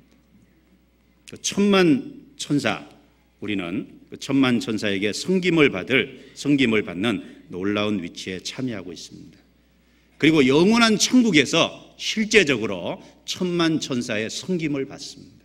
우린 천사보다 못한 존재가 아닙니다. 그리스도 안에 있으면 천사보다 훨씬 뛰어난 위치입니다. 왜? 예수님이 맏아들이고 예수님은 천사에게 섬김을 받는 존재입니다. 우리도 그리스도 안에서 아들들이죠. 그러니까 우리도 천사에게 섬김을 받는 존재입니다. 천만 천사 거기 참여되어 있습니다. 그리고 세 번째 23절에 히브리서 12장 23절 하늘에 기록한 장자들의 총회와 교회와, 여기 총회와 교회와 같은 그 표현입니다. 그런데 단어의 의미가 틀리죠. 교회라는 말은 이 세상에서 그리고 심판과 형벌 가운데서 사탄의 건세에서 특별히 불러내서 하나님의 자녀로 따로 거룩히 구별된 무리라는 것이 교회입니다. 그런데 총회라는 표현은 명절의 모임이나 축제의 모임을 뜻하는 단어입니다. 명절에 아주 큰 모임을 하고 축제 때 큰 모임을 할 때 사용하는 단어가 여기 쓰였습니다. 총회, 다른 말로는 잔치라는 얘기입니다.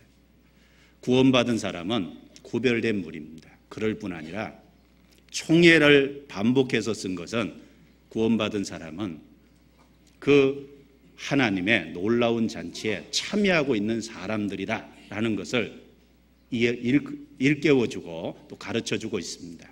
그래서 마태복음 22장에 보면 자기 아들을 위하여 혼인잔치를 베푼 어떤 임금과 같으니 그랬죠.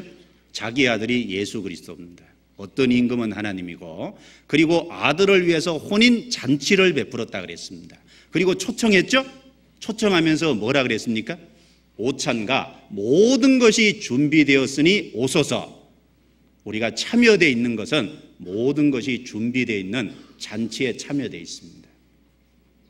형제 자매님들, 우리가 이 땅에 살아가면서 그리스도로 부족합니까? 그리스도로 충분합니다. 그리스도가 우리 죄를 해결했고, 그리스도로 만족할 수 있는, 그리스도 안에는 모든 지혜와 지식의 부하가 감춰져 있습니다. 우리는 그 잔치에 참여되어 있는 겁니다. 누가복음 14장에도 보면 어떤 임금이 큰 잔치를 배설하고 오라 그랬습니다. 바로 우리는 그 잔치, 구별된 사람들의 무리인 동시에 바로 구별된 사람들의 무리, 이 속이 바로 하나님이 부족함이 없이 채워놓은 잔치, 그 모임 안에 우리가 있다는 겁니다. 그러니까 우리가 이 교회 안에 있을 때 우리 마음이 평온합니다. 교회 안에 있을 때 부족함이 없다는 걸 생각합니다. 세상에 나가면, 세상을 보면 마음이 그래도 무리 속에 들어오면 여기가 천국이라는 걸 압니다. 우리가 아주 천국에 가지 않았지만 이 땅에 있으면서 여기가 천국이고 여기가 낙원이라는 것을 우리 마음속에 압니다. 여기가 평안이 있습니다. 총회와 교회입니다. 우리는 그 교회 안에 참여되어 있고 그 잔치 안에 참여되어 있습니다. 그리고 구원받은 사람이 다 모이는 실제적인 천국의 잔치에 우리가 참여할 겁니다. 그래서 데살로니가 후서 2장에 보면 우리 주 예수 그리스도의 강림하신가, 우리가 그 앞에 모임에 관하여 주님이 재림하실 때 우리는 정말 총회라는 표현처럼 그 잔치에 다 참여할 겁니다. 실제적인 놀라운 잔치가 우리를 기다리고 있습니다. 총회와, 그래서 교회와, 그리고 이 앞에 수식어를 보겠습니다. 하늘에 기록한 장자들의 총회와 교회와 그랬습니다. 장자들의 총회와 교회죠. 장자들의 잔치와 구별된 무리입니다. 장자들, 구원받은 사람은 장자입니다. 무슨 장자입니까? 구원받은 사람은 상속자라는 거예요. 장자라는 얘기는 상속자라는 얘기입니다. 그래서 로마서 8장 17절에 보면 자녀임은 또한 후사, 곧 하나님의 후사요 그리스도와 함께한 후사니라고 말했습니다. 우리는 후사입니다. 그리스도와 함께한 후사니, 그와 함께 영광을 얻기 위하여 고난도 함께 받아야 될지니라. 우리는 장자입니다. 장자들의 잔치, 장자들의 구별된 무리 가운데 우리는 참여되어 있습니다. 장자들, 그 중에 우리 한 사람은 우리 각자도 장자입니다. 우리가 상속자입니다. 그 기업을 받을 자로 참여되어 있습니다. 그런데 히브리서 12장에 앞에 보면 그 장자의 권리를 저버린 사람이 있죠. 그것이 에서라는 얘기입니다. 그래서 16절에 얘기해놨어요. 대비해서 16절에 같이 읽겠습니다. 음행하는 자와 혹 한 그릇 식물을 위하여 장자의 명분을 판 에서와 같이 망령된 자가 있을까 두려워하라. 자, 뒤에 장자들의 총회와 교회인데 그 장자의 권리를 저버린 에서의 망령된 행동을 16절에 경고해 놓고 있습니다. 에서는 장자로 났습니다. 아브라함의 하나님, 이삭의 하나님, 에서의 하나님이 될 뻔했다니까요.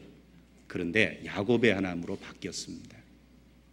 그 장자의 명분을 경홀히 여겼습니다. 한 그릇 식물, 팥죽 한 그릇에 자기 장자 권리를 팔아먹은 겁니다. 바깥에 나가서 사냥을 하면서 너무 지쳤습니다. 야곱은 집에서 팥죽을 쏘았죠. 그 지친 상태에서 돌아온 에서가 동생에게 팥죽 한 그릇을 부탁했겠죠. 동생이 그냥 줄 수는 없다. 너의 장자의 권리를 내게 넘겨라. 에서가 팥죽 한 그릇을 받고 장자의 권리를 팔아버린 겁니다. 여러분, 팥죽 한 그릇이 뭡니까? 눈에 보이는 세상적인 것이 팥죽 한 그릇이에요. 세상적인 재물, 세상적인 명예, 세상적인 어떤 것, 그 모든 것이 팥죽 한 그릇입니다. 그 팥죽 한 그릇 때문에, 세상적인 것 때문에 장자의 권리를 넘겨버렸습니다. 그리고 결과가 어떻겠습니까? 눈물을 흘리며 구하되 버림바가 되어 회개할 기회를 얻지 못하였느니라. 그 다음에 기회가 없었습니다. 자기에게 찾아온 장자의 권리를 얻을 수 있는 기회가 있다면, 아직 구원받은 사람, 구원받지 않은 분이 있다면 기회를 놓치지 마십시오. 기회가 지나가면 나중에 절대 다가오지 않을 수 있습니다. 그리고 세상적인 것을 위해서 장자의 권리를 저버린다면 그게 망령된 행동이라고 그랬습니다. 망령된 겁니다. 지금은 후회하지 않을지 모르지만 죽음 건너편에 가서 철저히 후회할 겁니다. 우리는 상속자입니다. 장자들의 총회와 교회, 장자들의 잔치와 구별된 무리, 구별해서 잔치하고 있는 그 무리에 우리가 참여되어 있습니다. 그리고 앞에 하늘에 기록한이라고 또 다른 수식어가 있습니다. 하늘에 기록했다는 게 뭡니까? 없어지지 않는다는 겁니다. 장자들의 총회와 교회, 우리는 그 잔치에 참여되어 있고, 그리고 우리에게 그게 약속이 되어 있고, 그리고 하늘에 기록되어 있습니다. 구원받은 사람의 이름이 생명책에 기록되어 있습니다. 즉 없어지지 않는 거예요. 그래서 누가복음 10장에 보면 예수님의 제자 70명이 나가서 전도하고 돌아왔습니다. 전도 보고를 했죠. 전도하면서 예수님의 이름으로 명하니까 귀신도 막 쫓겨나갔습니다. 예수님이 답변해, 귀신이 너희에게 항복하는 것으로 기뻐하지 말고 너희 이름이 하늘에 기록된 것으로 기뻐하라. 우리 이름이 하늘에 기록됐다. 하늘에 기록되어 있다는 건 지워지지 않는다는 거예요. 그런데 반대가 땅에 기록이 되는 겁니다. 예레미야 17장에 보면 하나님을 저버리는 자는 흙에 기록이 되오리니, 흙에 기록이 된다는 건 없어진다는 겁니다. 자, 우리는 그 하늘에 기록한 장자들의 총회와 교회에 참여되어 있습니다. 놀랍지 않습니까? 그리고 만민의 심판자이신 하나님께 참여되어 있습니다. 그 하나님을 아버지로 모시고 있는 사람들입니다. 물론 이 표현 자체가 이 만민의 심판자라고 하니까, 심판자이신 하나님이라고 하니까 우리에게 두려운 존재가 아니냐 이렇게 생각할 수 있는데 결코 그렇지 않습니다. 구원받은 사람은 하나님을 경외하기는 하지만 믿지 않는 사람처럼 두려워하지는 않습니다. 사랑 안에 두려움이 없고 온전한 사랑이 두려움을 내어 쫓나니 두려움에는 형벌이 있습니다. 두려움에는 형벌이 있습니다. 믿지 않는 사람은 하나님을 앞에서 심판을 받을까 봐 두려워합니다. 구원받은 사람은 그런 두려움은 없습니다. 만민의 심판자이신 하나님이라고 해도 우리에게는 사랑의 하나님입니다. 우리에게는 믿지 않는 사람과 다른 경외심을 갖고 있는 겁니다. 하나님을 향한 심판의 두려움은 없습니다. 그리고 이 순서적으로 보면 천만천사, 하늘에 기록한 장자들의 총회와 교회, 만민의 심판자이신 하나님 세 번째죠. 시내 산의 세 번째가 불 붙는 산과 흑운과 흑암, 세 번째가 흑암이죠. 흑암과 만민의 심판자이신 하나님을 좀 비교해 보죠. 여러분, 흑암은 캄캄하고 어두운 거죠. 그런데 하나님이 어떤 분입니까?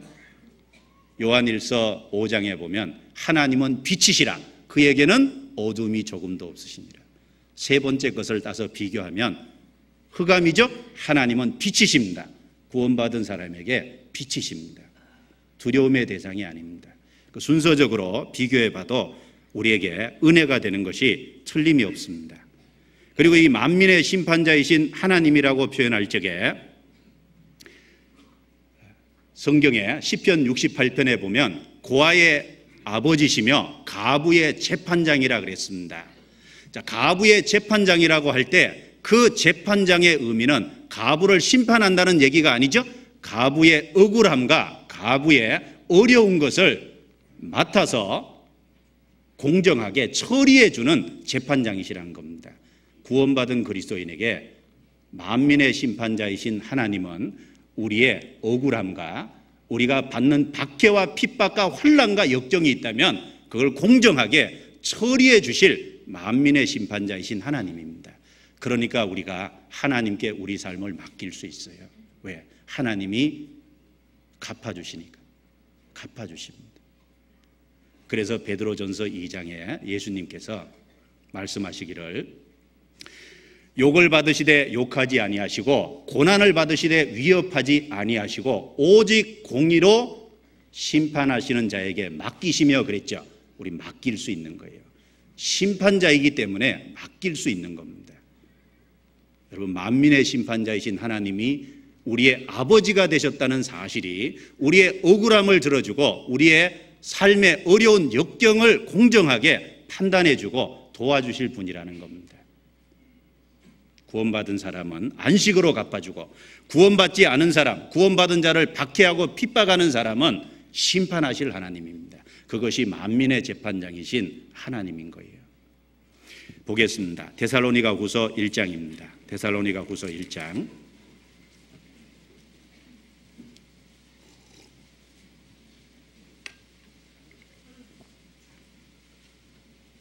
1장 6절부터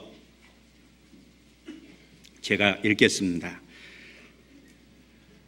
너희로 환난 받게 하는 자들에게 환난으로 갚으시고 환난 받는 너희에게는 우리와 함께 안식으로 갚으시는 것이 하나님의 공이시니 주 예수께서 저의 능력의 천사들과 함께 하늘로부터 불꽃 중에 나타나실 때 같이 읽습니다.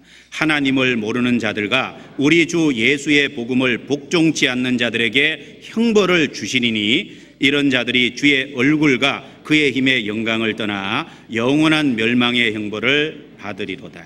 됐습니다.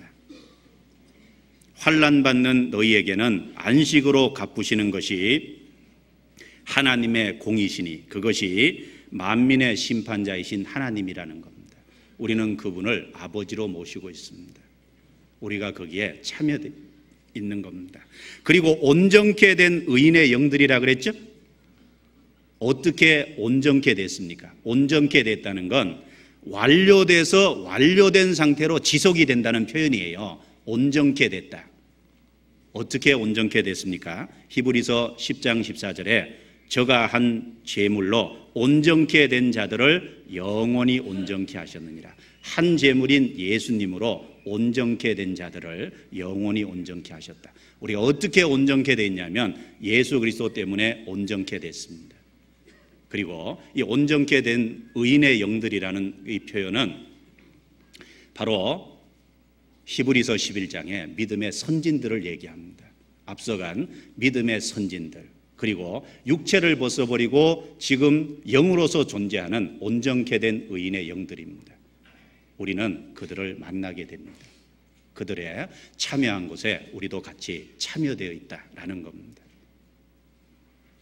그리고 그럴 뿐 아니라 새 언약의 중보이신 예수와라고 얘기했습니다. 새 언약의 중보이신 예수. 아까 새 언약은 설명했습니다. 중보이신 예수, 예수님은 바로 그 새 언약의 중보자이신 예수님입니다. 하나님과 우리 사이에 중보자가 되셨습니다. 그리고 및 아벨의 피보다 더 낫게 말하는 뿌린 피니라. 여기 뿌린 피, 여러분 이 말씀에 정말 주의해 보십시오. 뿌린 피입니다. 여기에 뿌린 피라고 할 적에 이 피라는 단어 속에는 예수님의 겸손, 고난, 고통, 죽음, 그것이 포함되어 있습니다. 뿌린 피라는 말 속에 겸손과 고난과 고통이라는 것이 그 안에 포함되어 있지 않습니까? 그가 찔림은 우리의 허물을 인하며 그가 상함은 우리의 죄악을 인함입니다. 바로 이 뿌린 피라는 단어 속에 주님의 겸손과 고난과 고통과 죽음이라는 것이 기본적으로 포함되어 있습니다. 그리고 흘려진 피가 아니죠. 뿌린 피입니다. 왜 뿌린 피입니까? 그 주님의 흘리신 피가 우리 개인에게, 개개인에게 적용돼야 돼요. 그것이 뿌린 피입니다. 예수님의 피가 흘려졌지만 그것이 우리 개개인에게 적용되지 않으면 아무 소용이 없습니다. 그 피를 받아들이지 않으면 아무 소용이 없다는 겁니다. 성경에 이 피라고 얘기할 때 이 피가 여러 의미가 있습니다. 첫 번째는 이 피라는 것이, 뿌린 피라는 것이 대속과 보호의 의미가 있어요. 6월절 어린 양이 죽고 그 피를 문좌우설주와 임방에 발랐죠. 그럴 적에 그 피는 이스라엘 백성의 장자를 대신한 겁니다. 그리고 피를 볼 때 너희를 넘어간다 그랬죠. 죽지 않는다는 보호의 의미가 있습니다. 피는 대속과 보호의 의미가 있어요. 예수님의 피는 뿌린 피입니다. 우리에게 적용될 때 우리에게서 심판이 넘어갑니다. 우리가 그 예수님의 피 안에서 보호된다는 걸 의미합니다. 그리고 그 피는 우리를 위한 대속의 피입니다. 그리고 출애굽기 24장에 보면 이 피는 언약의 확증이라는 의미도 있습니다. 언약할 때 언약을 확정하기 위해서 피를 뿌렸어요. 하나님께서 이스라엘 장로들에게 내 말을 지키라, 이스라엘 백성이 지키겠나이다, 그 협정이 있고 피를 뿌려서 확증을 했습니다. 언약을. 예수님의 피를 뿌려서 우리 죄를 용서했다는 확증을 하신 겁니다. 예수님의 뿌린 피는 우리 죄를 용서했다는 확증입니다. 그럴 뿐 아니라 피는 깨끗함의 의미도 있죠. 정화의 의미도 있습니다. 레위기 14장에 보면 문둥병자를 깨끗게 할 때 새 2마리를 가지고 한 마리는 흐르는 물에서 잡아서 피를 흘립니다. 한 마리는 산채로 우술초하고 섞어서 이 죽은 새의 피를 적시어서 문둥병자에게 뿌리는 거예요. 그러면 문둥병자가 깨끗해졌습니다. 정결케 되는 의미도 있습니다. 바로 이 두 새는 예수님의 죽으신 그리스도, 부활하신 그리스도의 모습입니다. 예수님의 뿌린 피는 우리 죄가 깨끗게 됐다는 의미를 담고 있습니다. 그리고 레위기 8장에 보면 봉사할 때 위임식에 피를 또 뿌렸어요. 아론의 오른 깃불이 오른손 엄지가락 그리고 오른발 엄지가락에 피를 묻혔습니다. 제사장을 위임할 때 제사장 위임식에 피가 발린 거예요. 그 피는 무슨 뜻입니까?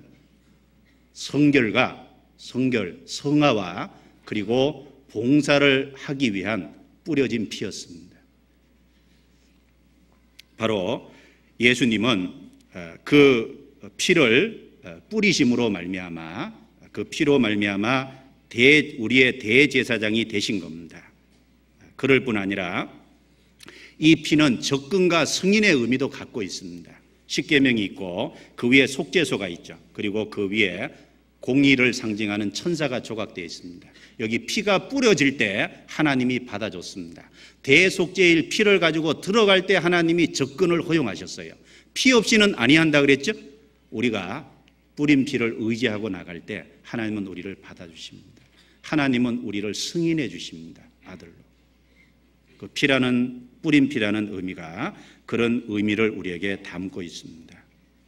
그리고 이 내용을 가지고 쭉 연결을 해보면 먼저 우리가 시온산과 예루살렘에 도착했습니다. 거기에 우리가 보게 되는 건 천만 천사가 있을 겁니다. 천만 천사가 쭉 보일 겁니다. 그리고 쭉 들어가면 구원받은 거룩한 장자들의 총회라는 것처럼 구원받은 성도들이 있을 겁니다. 그 가운데 주님의 하나님의 보호자가 있습니다. 만민의 심판자이신 하나님이라 그랬죠. 그리고 그 옆에 바로 우리를 위해서 죽으신 중보자 되신 예수님이 있습니다. 그리고 가장 깊이, 가장 가치 있고 가장 값비싼 지성소에 해당되는 거기에 예수님의 뿌린 피가 있다는 겁니다. 마지막에 우리는 그 뿌린 피를 보게 될 겁니다. 그 뿌린 피는 새 언약과 관련되어 있습니다. 그 뿌린 피는 예수님과 관련되어 있죠. 바로 그 뿌린 피는 예수님을 가리킵니다. 그 가장 귀한 겁니다. 우리 시대, 복음의 시대 가장 귀한 게 뭡니까? 예수님의 뿌린 피입니다. 그 뿌린 피가 없으면 우리가 절대 하나님 앞에 나아갈 수 없다는 걸 우리 마음속에 일깨워야 돼요. 피를 아무것도 아닌 것처럼 생각하는 사람은 정말 어리석은 사람입니다. 고린도전서 1장에 유대인은 기적을 구하고 헬라인은 지혜를 찾으나 우리는 십자가에 못 박힌 그리스도를 전한다 그랬습니다. 내가 십자가에 못 박힌 것 외에는 아무것도 알지 아니하기로 작정했다 그랬습니다. 우리 시대 십자가 그리고 예수님의 뿌린 피, 지성소에 해당되는 겁니다. 스펄전도 얘기하기를 속죄의 제물 속에서 피를 제거해버리면 심장을 제거해버리는 것과 같다라는 표현을 썼습니다. 예수님의 그 피는 심장에 해당하는 겁니다. 그 피가 있기 때문에 우리가 하나님 앞에 받아들여질 수 있고 하나님 앞에 영접될 수 있는 거예요. 그리고 여기 아벨의 피보다 더 낫게 말하는 뿌린 피라 그랬습니다. 아벨의 피는 뭐라고 얘기합니까? 창세기 4장 10절에 아벨의 피가 내게 호소하니라 그랬습니다. 억울한 형에 때려 죽였죠. 자기의 죽음에 대한 억울함을 호소하고 원수를 갚아달라고 했습니다. 예수님의 피는 뭐라고 말합니까? 예수님의 피는 내가 죄를 용서했다고 얘기합니다. 아버지여, 저들의 죄를 사하여 주옵소서. 십자가 위에서 예수님이 기도하셨습니다. 그 기도의 내용이 예수님의 피가 얘기하는 내용입니다. 말하는 피, 내가 저들의 죄를 용서했습니다. 예수님의 피는 속죄와 화해와 용서를 얘기하고 있습니다. 그래서 아벨의 피보다 더 낫게 말하는 뿌린 피라 그랬어요. 그리고 또 보십시오. 말하는 피입니다. 예수님의 피는 말을 하고 있습니다. 무슨 말을 하고 있습니까?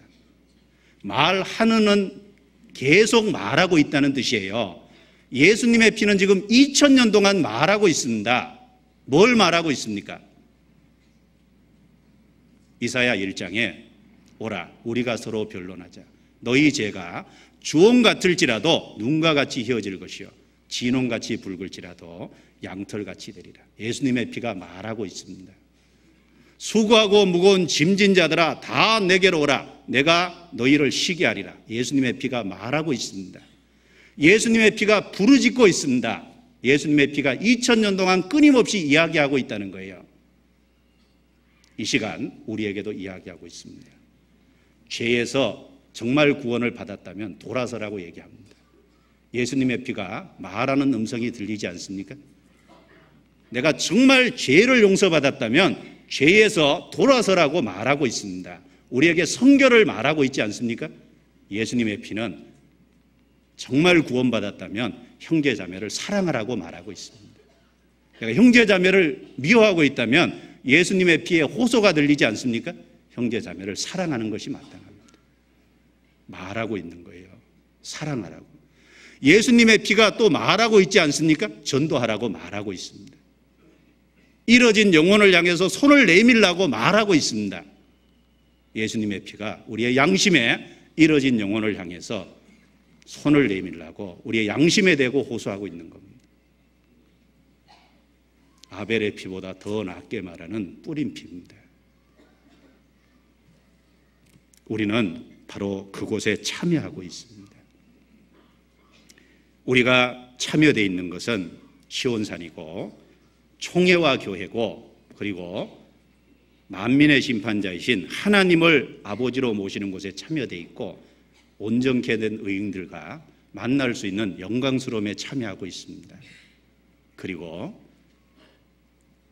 새 언약의 중보이신 예수에게 참여되어 있고 뿌리는 말한 피에 참여되어 있습니다.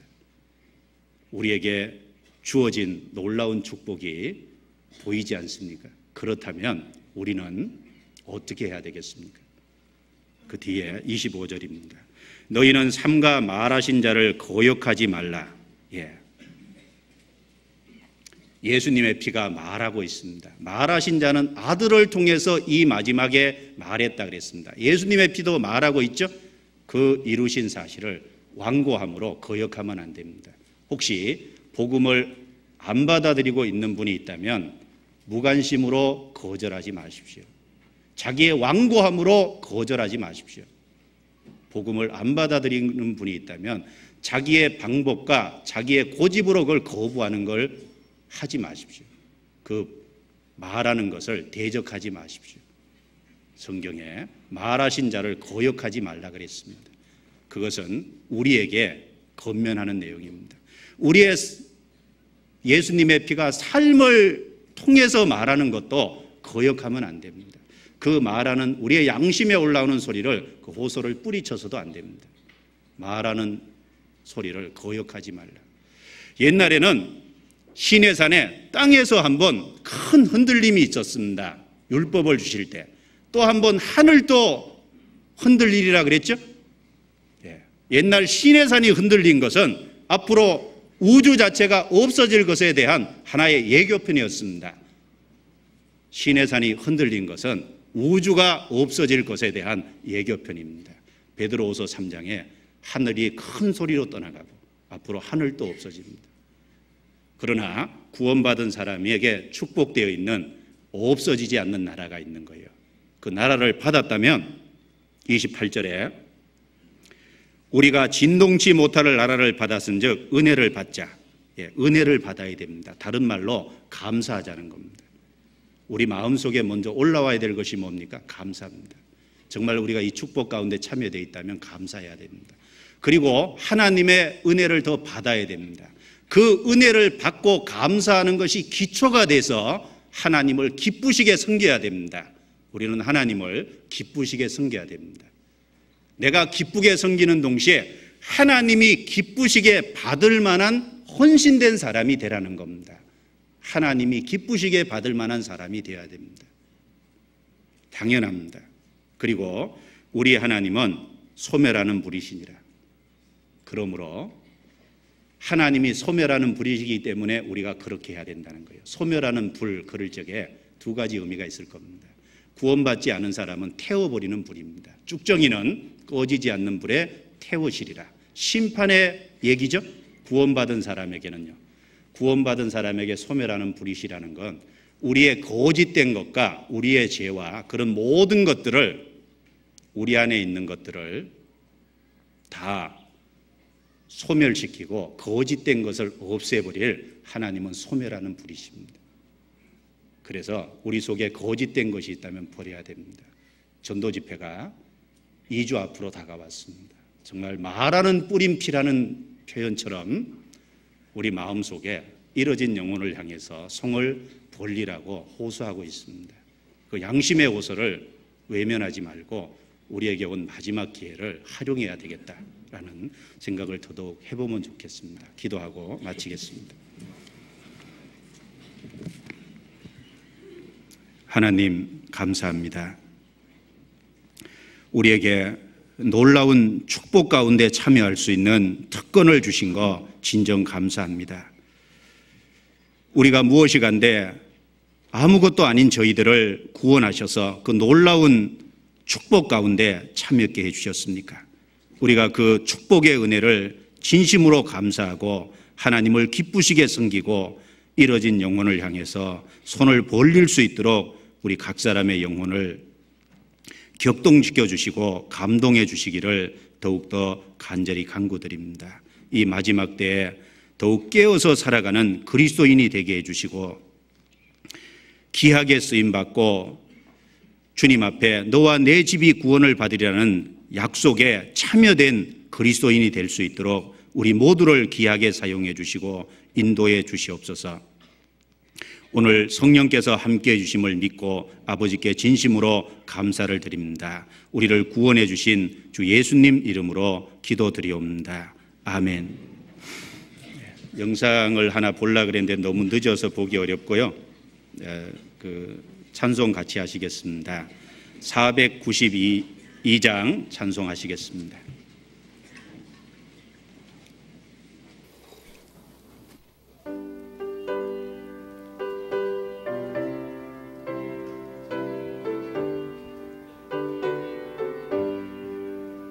나의 영원하신 기업 생명보다 귀하다. 나의 갈 길 다가도록 나와 동행하소서. 주께로 가까이 주께로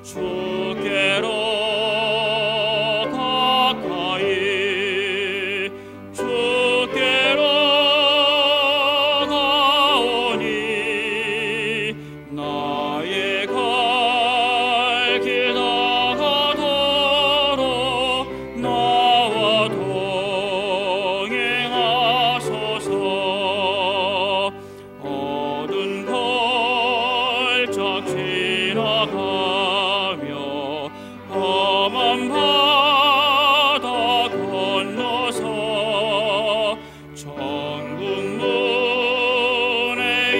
이르도록 나와 동행하소서.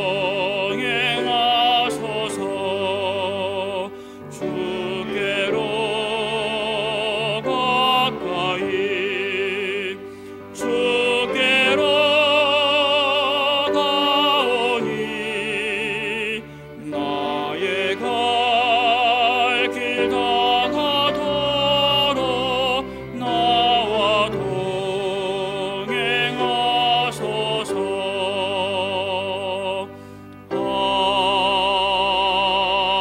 아멘. 예, 강구해 주시겠습니다.